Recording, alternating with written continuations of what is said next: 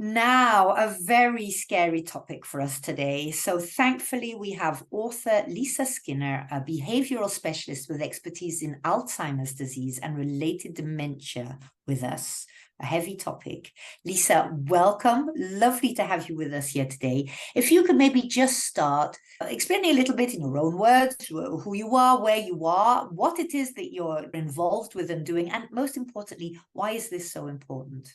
Okay, thanks so much for having me, Julie. I really am thrilled to be here and share this information with your audience because, like you said, it's scary, but it's so important for Yeah. people to have a better understanding of this disease. So, my introduction to Alzheimer's disease actually started 50 years ago. When I was a teenager, and my grandmother lived just a few miles from our house. So I visited her regularly. I had a wonderful relationship with her. She was the sweetest, dearest lady you'd ever want to know, a fabulous cook. And she's very demure and very shy. And I will never forget this one day that I went over to her house. I just got my driver's license, so I finally got to drive over there myself. And we sat down in her living room and started to have what I thought was just going to be a usual conversation. And she proceeded to tell me about these birds that were living in her mattress. They would come out at night and peck at her face. And then she Oh, pointed to the wall and told and said, "You see all those rats running back and forth? oh, They're invading my home." And then she told me that her jewelry was missing and these oh, men bless her. trying to break into her house, and she just knew they were going to kill her.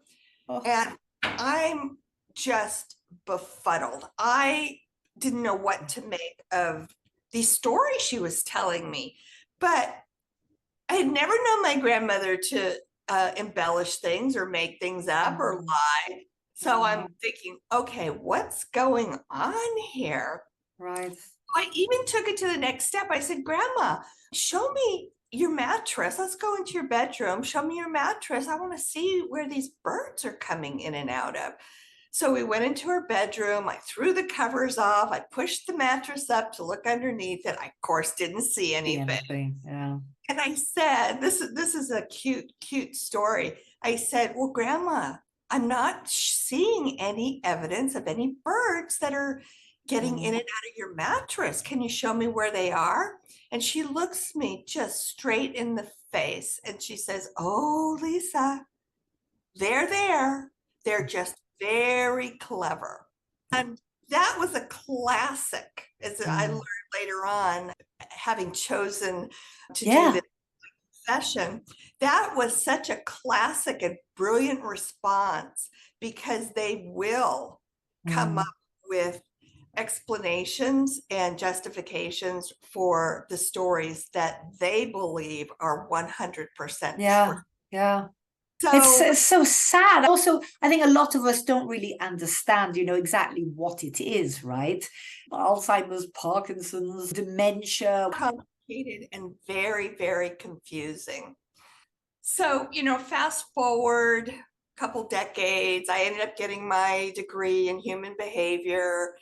And I just kind of accidentally stumbled on a position called a community counselor at a memory care facility. Oh. And this experience with my grandmother really had a lasting impression on me. And so I actually took this job and I knew that this is what I was supposed to do. And what I have learned, Julie, in 30 years of helping other families through this journey of theirs with their loved one, or if they're caring for somebody who Yeah. has Alzheimer's disease or related dementia, the key that I have observed that's pretty consistent with everybody is a lack of understanding of the disease, of what it's doing to the brain of the person who suffers from it, And so I just have dedicated my life to helping people have a better understanding of it. Right. And one of the reasons why is because it's a very, very lengthy disease. My grandmother lived with it for 20 years. Oh my. Long time for a family to watch their loved one decline and tell stories like birds living in their Yeah. mattress and doing all these other, kind of peculiar things and talking about peculiar things that make absolutely no sense to us. So I realized it starts with helping people understand Right. it and then what to expect, what to Right. look for, how to recognize that whatever they're saying or doing or how they're acting is actually part of the disease. And then the last component, which is equally as important, is how to effectively react or respond to Yes. what it is they're doing or saying. Yeah. Because the reactions that we kind of instinctively want to say are counterintuitive to the correct responses. So Right. instead of me saying to my grandmother, "What are you talking about?" Yeah. Are you mad or what? Yeah. Yeah. So I teach what is called joining their reality. It's a very effective and probably the most state-of-the-art ideology for responding to false beliefs. But the Right. thing is, it's not a false belief to them. No, it is their reality, and they must feel very alone. Alzheimer's one way where it goes in phases, right? So you're not always gone, you come back, right? Well, it's a progressive degenerative disease. And like I said, my grandmother had it for 20 years. The average person lives with it between 8 and 15 years. Oh my And God. it does progress through the various stages. So it starts out mildly, and then it moves into the middle stage, and then the late stage is probably the shortest stage, but it's also the most heartbreaking Right. stage, because at that point people cannot communicate, they can't do anything for themselves, they just don't understand the world they're living in. And One thing I wanted to talk about first, because we did mention this off record, and I was really horrified at that. We were just talking about the fact that it's a very actual disease. I mean, I dare say Alzheimer's has existed for a while, but somehow either we're talking about it more or there are a lot more people who are suffering from it.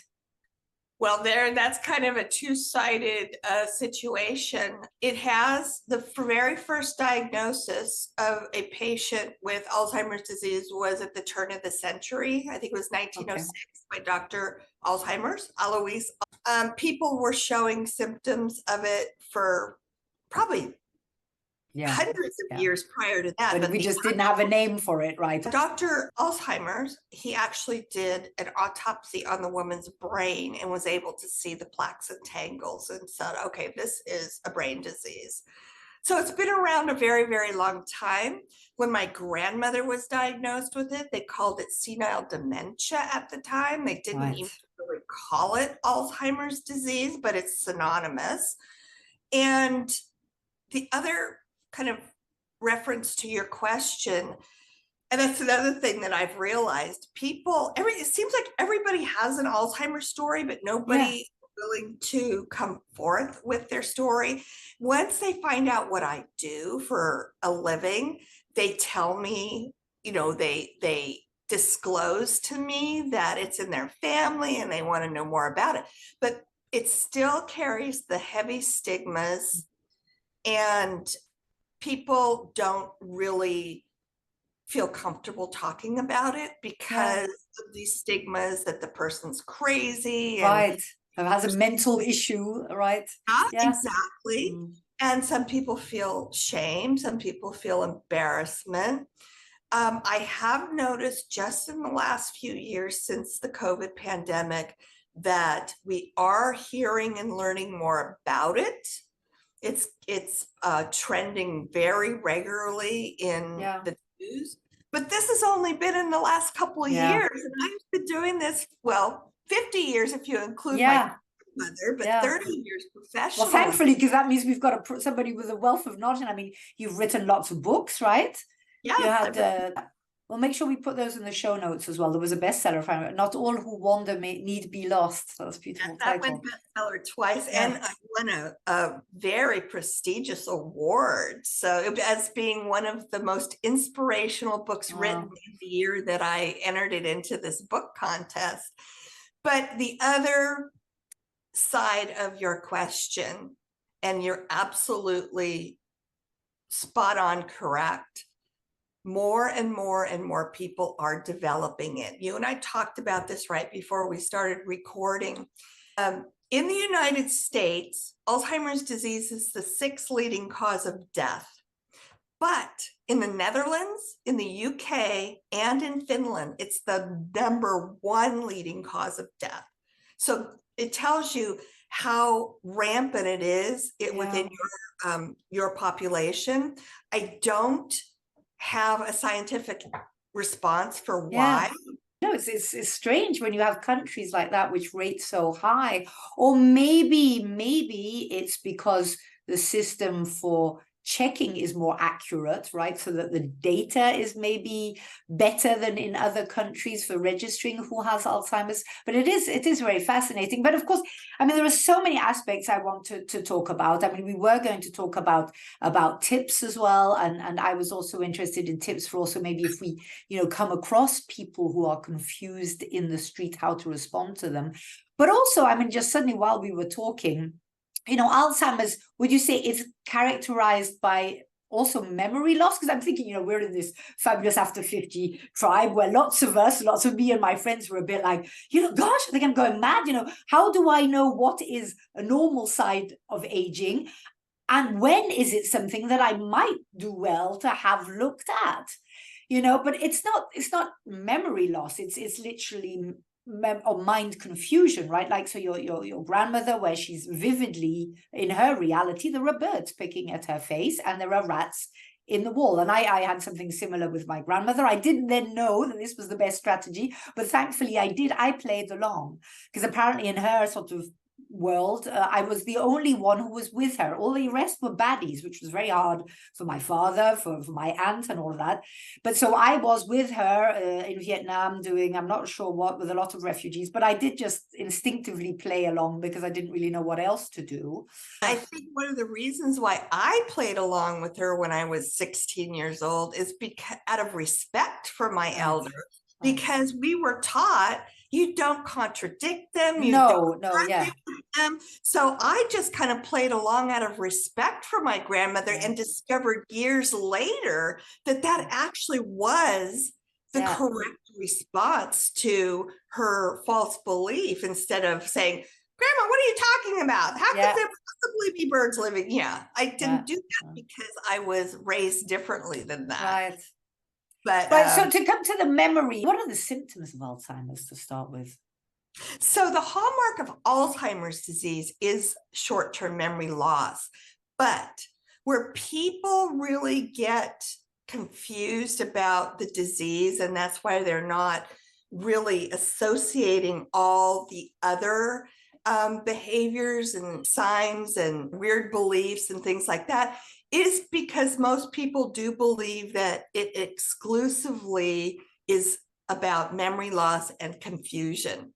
But it is so much more layered and complicated than that. And that's really where I feel that people need to understand. So when some of these other things occur, and trust me, there are hundreds of things that this disease causes that come up on just unexpectedly out of nowhere, but they all are part of the disease.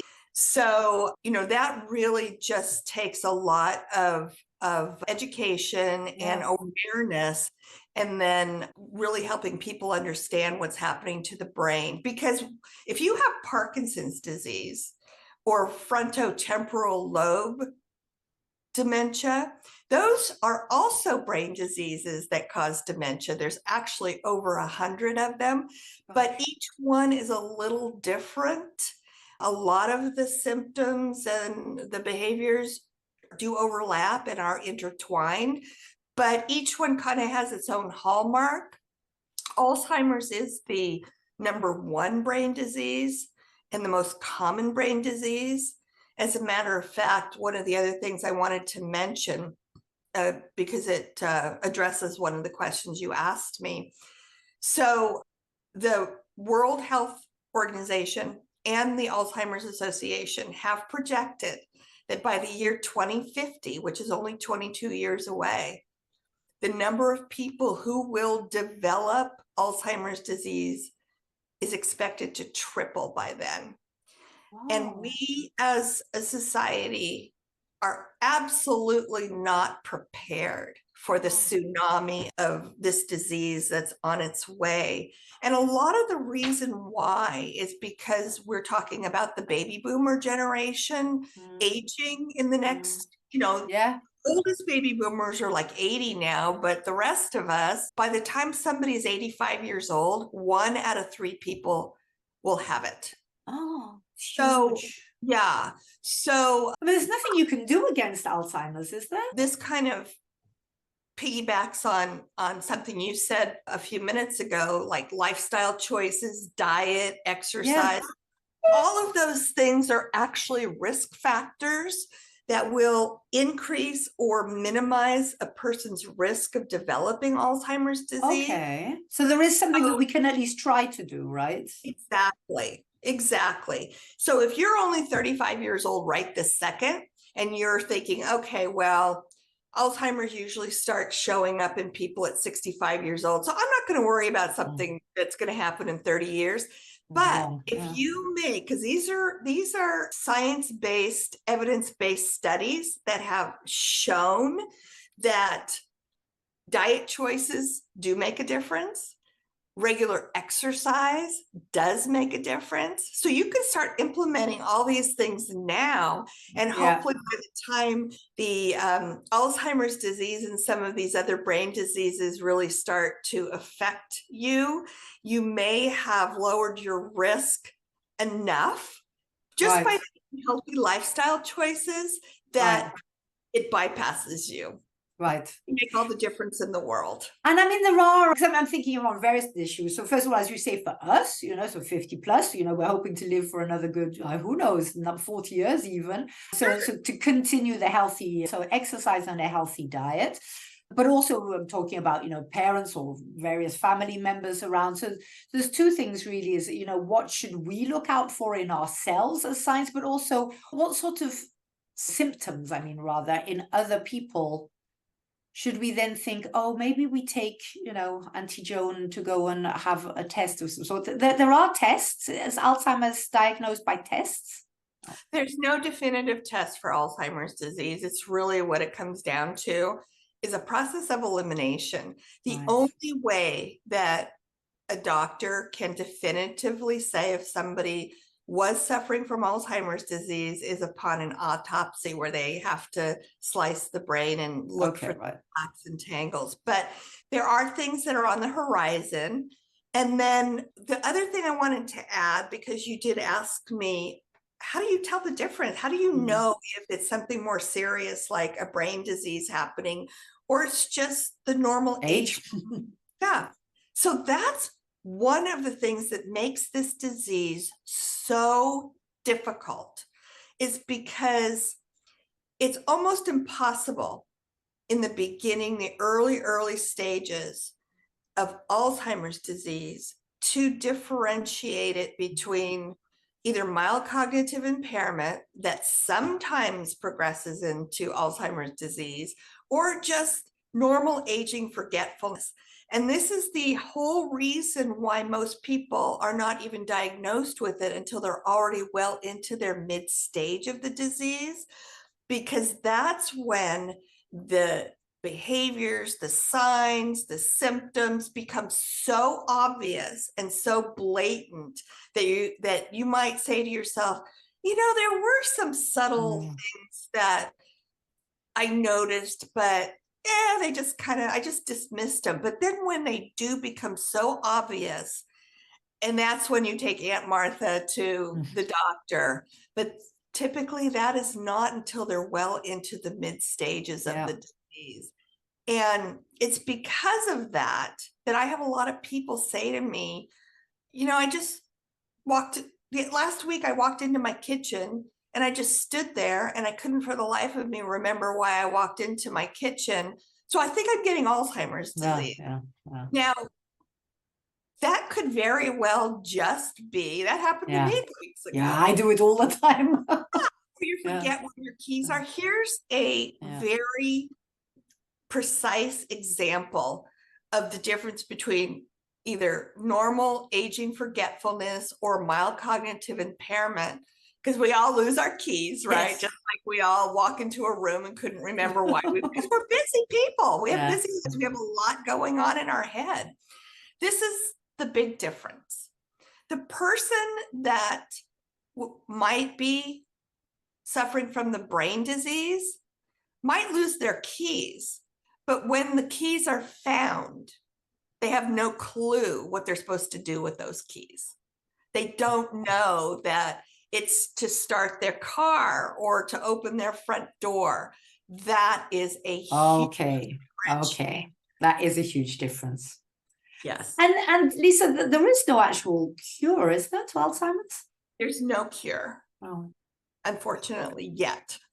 Right. Now, so lots of things, because I mean, the people listening here will be either, curious about Alzheimer or have concerns about members of their family or themselves, or are have family members who have it and are wondering, how can I help them? So I would definitely refer to your books as well anyway. So Truth Lies in Alzheimer's, Its Secret Faces, and Not All Who Wander Need Be Lost.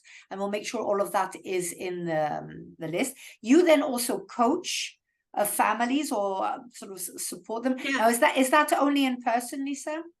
No, I actually am just about to release a very, very comprehensive, robust training program. And I am going to launch it at this summit that I have organized for the end of January. And I personally think that that's probably will be the best resource that a person can refer to because it's 6 modules, and I start with just the very basic understanding, and then I just build on each concept all the way to the end, to teaching people, explaining to people just everything from what's happening to their loved one's brain, what causes the cognitive deficit, why they're not understanding things the way they did when their brains were healthy, what behaviors to look for, how to respond to them so it doesn't sounds ideal. I think it's we want to be there for them. It's something which is totally debilitating. It's not a broken leg that we can patch up or push somebody around in a wheelchair. It's really affecting all of who they are. So this sounds amazing, and this will be for sale. I was just going to say, people can get an overview and kind of a basic understanding through my books, but this training program, I just finished writing. I have spent the last 2 years writing it and putting it together, and I wanted it. That's why it took me so long, because I really was dedicated to coming up with something that anybody could really understand and apply to their own personal situation. So I'm hoping that I accomplished that. And and it's filled with information. It'll be a resource library for people, because if your grandmother lives with it for 20 years, you can always refer back to it. Exactly. Well, make sure we have that in the show notes as well. And tell us a little bit about this conference you're organizing, because it's online, right? So people all over the world, because my audience is based all over the world. You're in the States, right, Lisa? Yeah, I'm in California, and it's what we call a global summit, which is synonymous with a virtual conference, and it will be broadcast all over the world, as a matter of fact. So the name of the summit is called the Minding Dementia Summit. And it is all about living with Alzheimer's disease and related dementia. So even if you don't have Alzheimer's disease, but you have Lewy body disease, it would apply to you. And I have a phenomenal lineup of expert speakers from all over the world that are going to talk about a huge variety of topics that people will want to just hang on every one of their words, because it's going to be, especially if you have a loved one that's living with this, if you're a caregiver for somebody with Alzheimer's disease, it's going to be just a jam-packed 2 days filled of just really, really valuable information. It'll be so reassuring for people. Right, well, we must make sure that the landing page and all the details for that.